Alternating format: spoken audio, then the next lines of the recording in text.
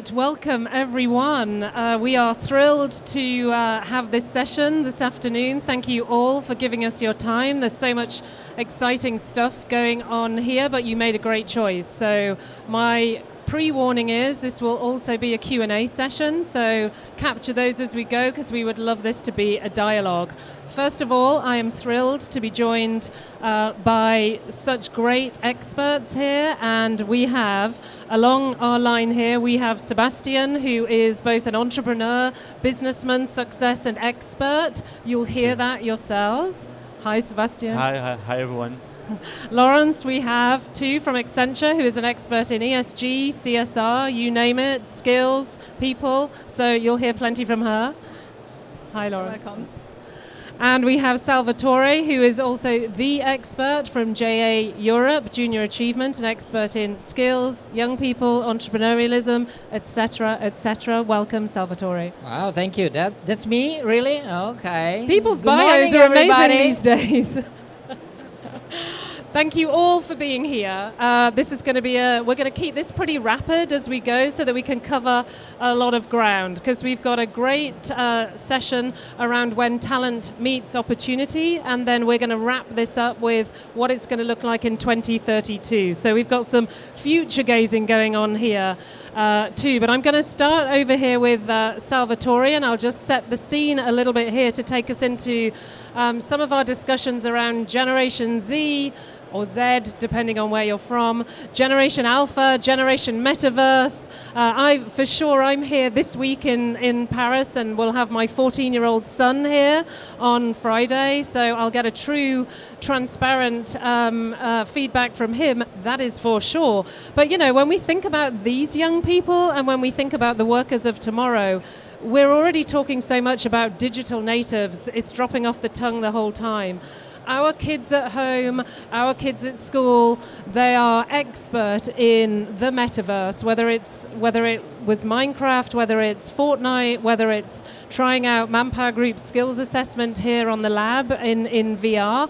It is the norm. So, you know, we've almost got to catch up with our younger people today. So I'm super interested, Salvatore, on your perspective, particularly from ours at Manpower Group and most people in this room. We know that there is a global talent shortage, highest level in 15, 16, 17 years.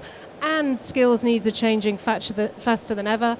And the world is digitizing right under our nose right here today. So just tell us a little bit about your perspective and what you're seeing and what you're worried about, Salvatore, and then we can get to more of the solutions.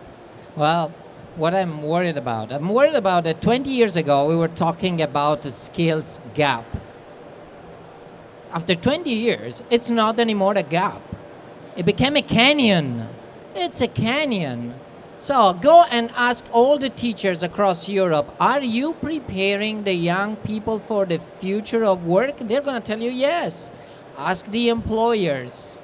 Do you feel that the young generation is ready to take on the challenge and be productive on the first day? They're going to tell you no. And they're going to tell you, but where are those young people? Because we've been working for too long in silos. But one thing that we learned through the pandemic is that it is possible to reduce that gap. It is possible to reduce that canyon. And there we can use the power of technology by bringing the private sector and the technology back into school in the early age. How do we do that? Well, I'll tell you a little bit later. To be continued from Salvatore, just to make you stick around. Thank you. That's a great point. How long do we need to talk about it? How wide do we need the canyon to become? Laurence, how do we begin to kind of bridge that gap? Give us the employer perspective too around what do we think those skills are? Because I think instead of just talking about a skills gap, how do we begin to kind of focus on this and be much more specific?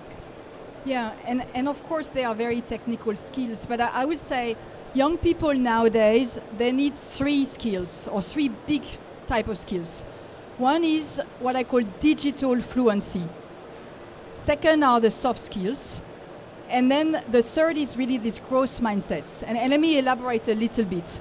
Because of course, when we talk about digital, people think the hot skills, right? Data and AI and platforms and virtual reality, etc. Of course, these are the hot jobs. But more importantly, I think people need digital fluency. They need to be able to work in an environment where every business is a digital business, and we see it at Vivatech. I mean, we're only talking about digital. So if you want to go into marketing, it's digital marketing. If you want to go into sales, it's e-commerce. If you want to go into communication, it's social media. So digital fluency is at the core. And at Accenture, for example, we train everyone. If you're a secretary, if you're a purchase in the purchasing department, we want to raise your TQ, technology quotient. This is key for everyone. Second, I think it's technology, but it's human ingenuity, right? It's the glue, the power of the two together. So what we put is a big emphasis. Not only we always talk about STEM skills, people need STEM skills. I talk about STEAM. We need to power with the A, which is the art.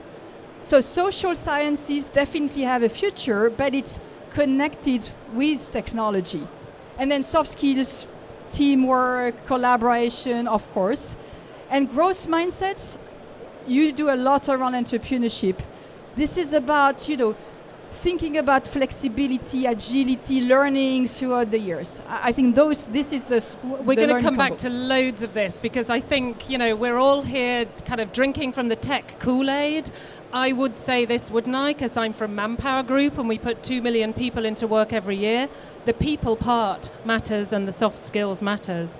But I love the segue that you've just created for us, Laurence, to just take this to Sébastien, who I truly do see as the expert in terms of he is probably one of the most recent people out of the education system and maybe one of the most successful right now in terms of entrepreneurialism.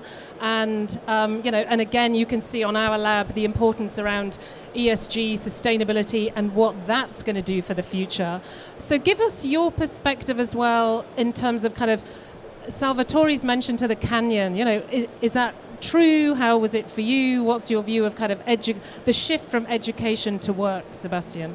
Well, first of all, I think what Salvatore said is really true, but I'm still very proud to represent my generation, because I see a lot of initiatives when we are here at Vivatech, but also people with strong values at home and want to show these values to the world and to change the world. And we hear a lot about changing the world, and I think it's also a motivation for everyone to become good in every digital skills or the skills that they want to improve, to try to become the best people that they can and have a real impact on the world of work and every field that interests them.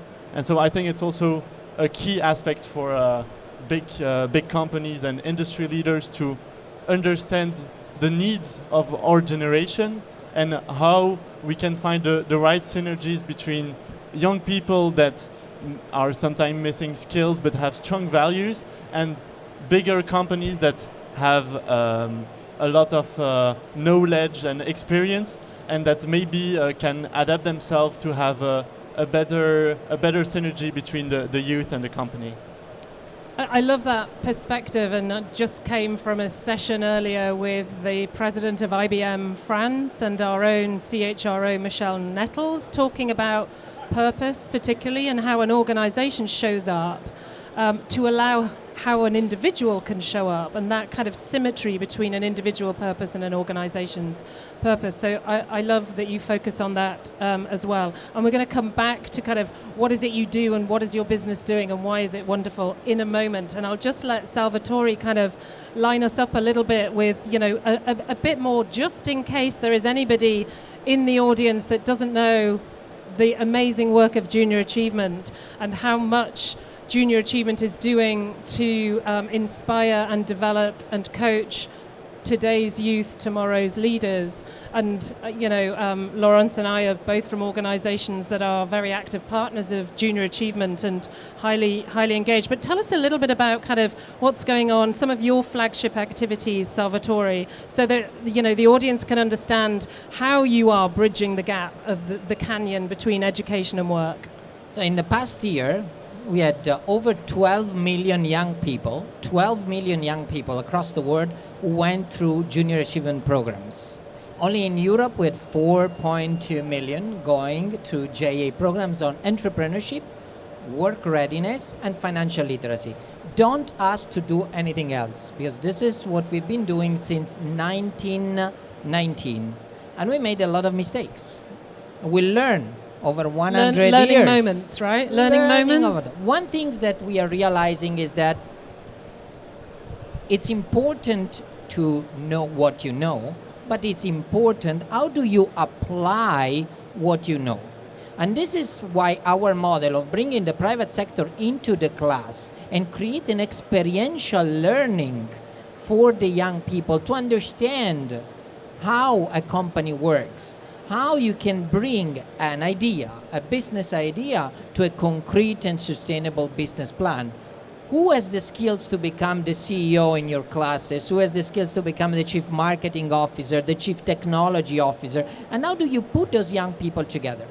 While we're talking in this moment, we have 370,000 young people across Europe who are competing for the best startup and the best company of the year. For the Gen E events, of which Manpower Group is a proud partner. And yes, we talked about Generation Z and Generation Alpha and Generation X and Generation Y and baby boomers, Generation Alpha. No pointing of fingers when you're going through the generations, right? So I'm not talking about mine, but we came up with a different concept. So if we really want to close the gap of this canyon, we need a new generation. In Europe, we need the Generation E, the generation of Europeans who believe in the importance of education, entrepreneurship, and employment, and that together with the public institution and the private sector invest in making sure that talents meets the opportunity. So I invite you, all of you, to come with us to Tallinn in a month, together with our colleagues of Accenture and Manpower Group. Excellent. I love that. How many E's can you come up with? But that's super helpful. And I think before, I'd like to get to more of the real life examples that JA is part of driving, but I want to bring Sébastien back in because we have him here, you know, as a shining example, a pretty long-term relationship between JA, obviously, but also with Manpower Group too. So Sébastien, tell us a bit about Ekowz journey, your business. Tell us what they are, what they do, where you started and where you're at. Yes, but first, thank you also to GA Europe Manpower Group, because without you, I wouldn't be here. I would maybe not started a startup yet. So thanks a lot. And so what we developed together these 2, even 3 years, and we are now part of the 21 startups here inside the Manpower Group lab. So we saw that companies have a lot of challenges. We talk about sustainability, but also return to office after COVID and everything. And our point of view is the fact that without the implication, the commitment of the employees, you can't achieve your goals as a company, because you don't have the real motivation and the empowerment of your workforce. And so what we want to do is to and what we are doing is allowing the companies to have participative governance tool that allows them, that is connected to their smart building, and so they can monitor themselves, their consumption inside of the company, and be committed to the sustainable goals of the company. And this is what we call the bottom-up strategy, with the implication as an employee as a priority. And it's the opposite of a top-down strategy that we want to avoid. So I love that. I'm excited about your product. You've got very good business jargon to take us through your strategy, but just bring it to life a little bit more. Like when I love the bottom up. I love that you're focused on the environment and you're helping organizations activate their own environmental strategies, aren't you? Tell us about how that's actually happening, Sébastien. So we hear a lot about smart buildings and everything, and so we bring this smart aspect of the building to sustainable goal by monitoring the ways that you produce, but also the electricity, the cooling and everything. And by giving an overview of all of this in an interface, but that is not only accessible to the C-levels or office manager or everything, but to every employee, so that they can receive concrete action that they can do to improve the sustainability of their office, workspace, and more globally as a company. That's a great summary, and if you haven't already been to see the Ekowz area, go and take a look. You can always have a look at our stand, and tomorrow we'll be pitching here. So if you are here, please, you're welcome to talk with us. Come talk, come ask questions, come take a look, and I would imagine you're probably open to investment as well, aren't you? Also, yeah, always. Always. So I love this bottom-up approach, empowering employees within the organization to be part of the business strategy and delivering on the business strategy and on the ESG strategy. I think that's got so much legs, and we're thrilled to be trialing it ourselves in our Italy business, actually. And this is how we'll see how we can really deliver on our SBTI and environmental climate action targets too, and how our people can feel a part of it. But let's come back to the people, the people point that you made as well, Laurence, around kind of its technology and its human ingenuity. And I know at Accenture you talk about ensuring that everything that we do is going to help organizations and is going to help individuals rather be net better off. We talk about net positive employment. How do we put more into people than we take out of them so that they are better positioned whether they stay with us or whether they move elsewhere? Tell us a little more about kind of Accenture's work in this space. Yes, so definitely we are a human capital-based company, right? We have 700,000 people working with us. I mean, it's always unbelievable. So in a technology environment where the skills are moving so fast, the critical thing is sort of just-in-time reskilling, right? And technology, again, is an enabler. You know, we have like connected classrooms, obviously all the online training. But one thing as well that I want to call out is we need new employee experience.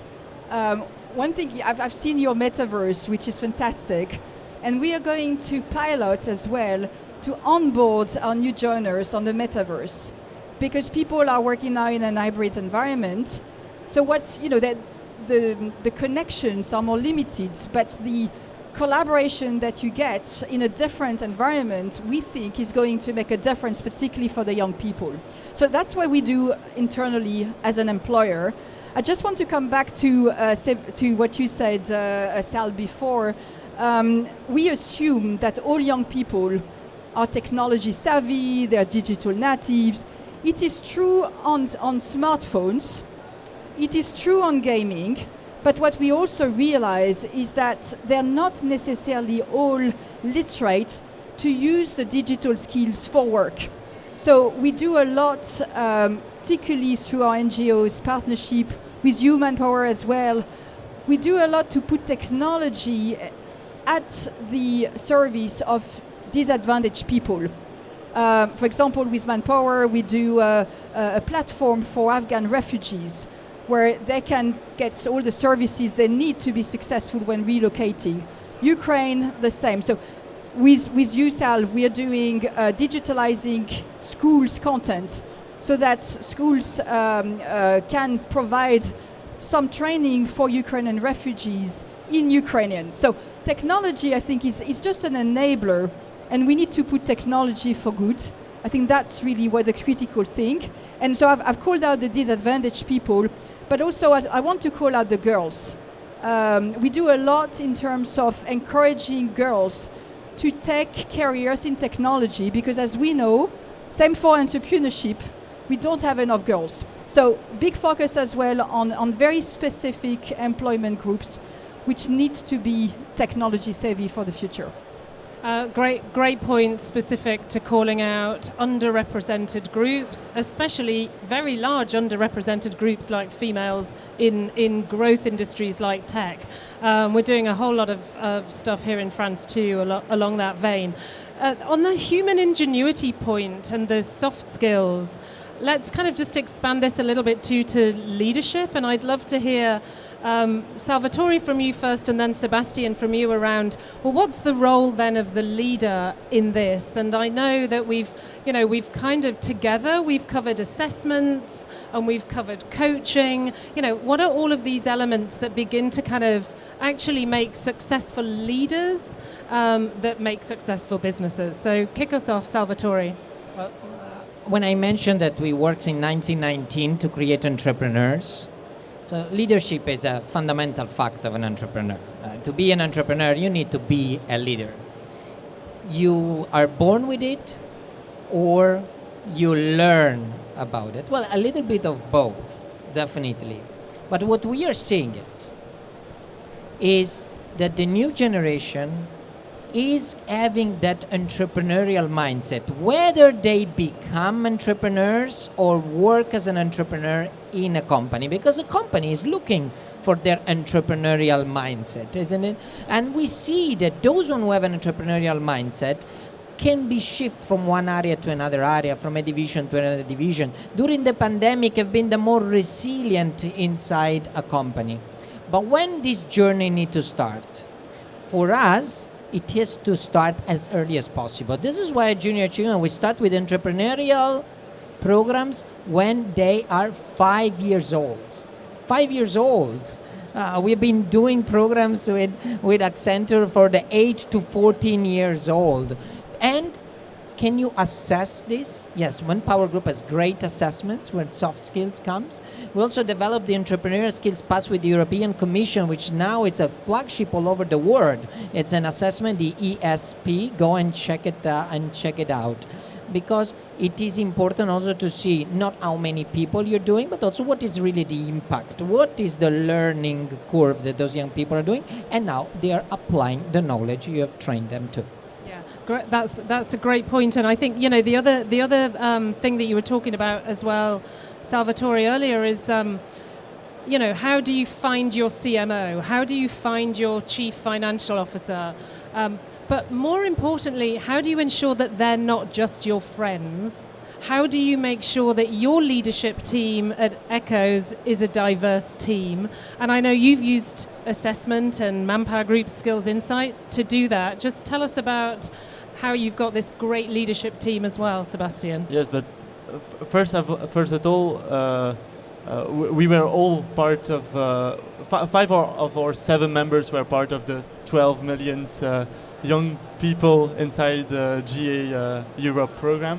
So thanks to these coaching sessions, we were able to find the right people at the right place within the team, and also to know who had the potential to become more of a leader, or maybe more of somebody in tech or marketing or whatever.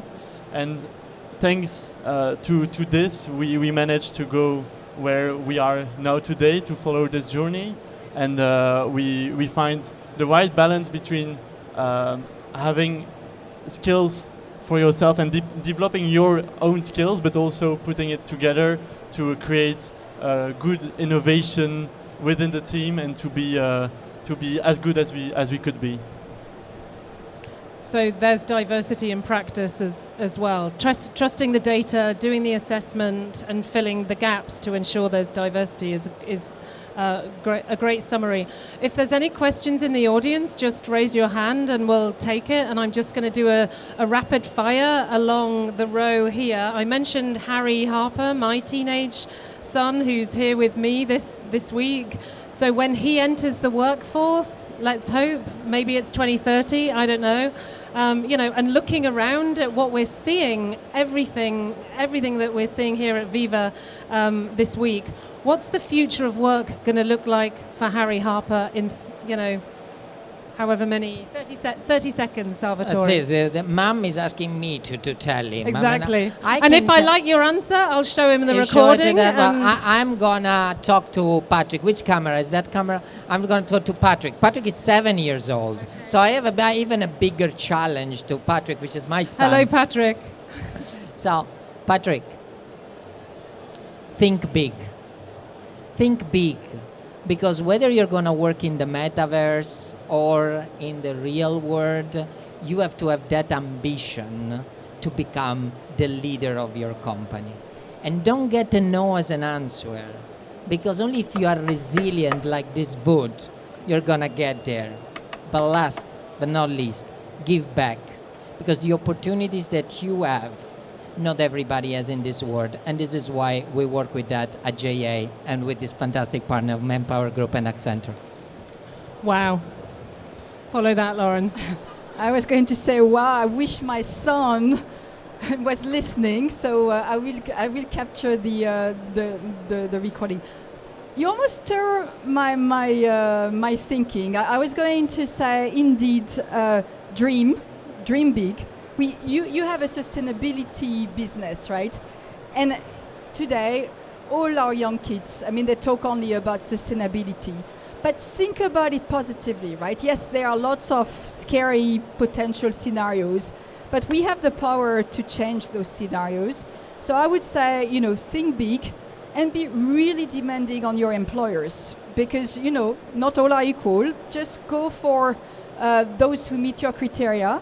And be ready to change jobs, because I think these linear careers probably are no longer for our kids. That's a great addition. Be ready to change jobs while you're thinking big. Sébastien, 2030. Difficult to follow these two interventions, but yeah, I would say just find what you want to do, find your values, how you expect the world to be, and try to find the link between the world of today and the world of tomorrow, and how you can bring your small piece that will help the transition. Follow your passion, follow your dreams, think big, and be ready for change. I think that's a great summary. I don't think we've got a roving mic, so I think we're going to close this session up. Thank you, and the best of luck to you, Sébastien. We are sticking Thanks a lot with to you. you all.